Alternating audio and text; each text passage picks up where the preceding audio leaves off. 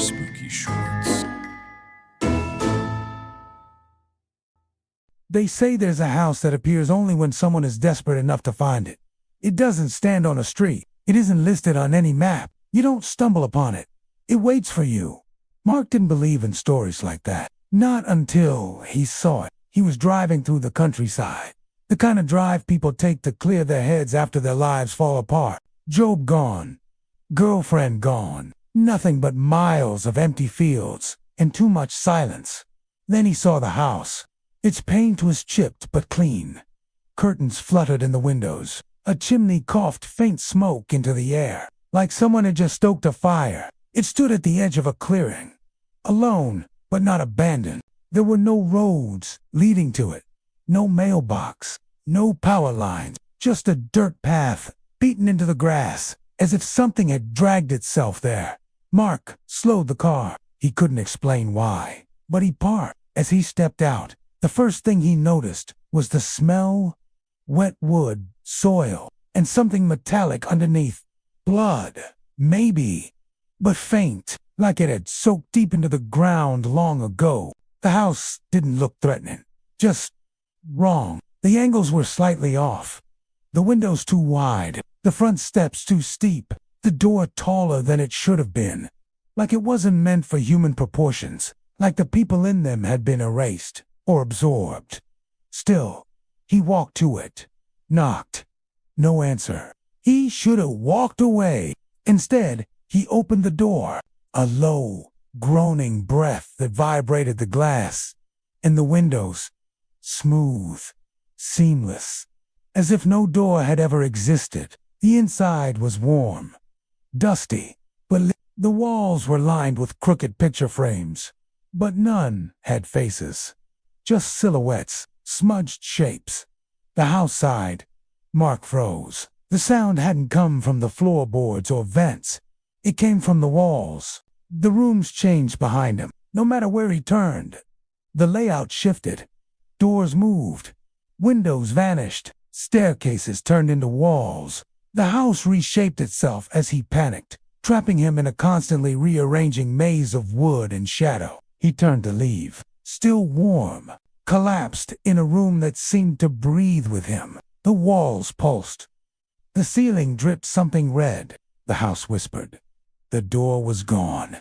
It showed a younger version of himself, one that was smiling, then bleeding, then screaming silently as something pulled him backward into the dark. Not shut. Gone. The air thickened, pressing into his chest, muffling everything. Then the lights flickered, dimmed, and the floor shifted just a little under his feet, like a muscle contracting. Where the door had been, there was now a blank wooden wall. He tried to scream, but the house absorbed the sound. The house was alive, and it was hungry.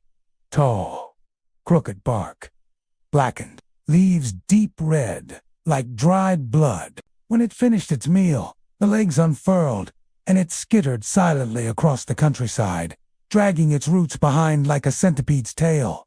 Never found, never stopped. Mark ran. Through the hallway. Up the stairs. Down another. In one room, he found a chair made of bones. In another, a bed. Soaked through. He didn't want to guess what. In a narrow hallway, he passed what looked like a mirror, but it didn't reflect him. He ran until his legs failed, not with words, but with intent. He realized it wasn't just trying to kill him. Come on, let's check it out. Newly built, it seemed, cozy porch, clean shutters, a welcome mat. It was digesting him. Outside, no one saw the house because it had moved. It always moved after feeding. It never stayed in one place long. That's why it was never caught. It didn't walk like a house should. It walked like a spider, long, wooden legs folded beneath the foundation, hidden until needed. And where it stopped, trees grew. Always the same trees. Because that's what fed them. The house didn't just eat.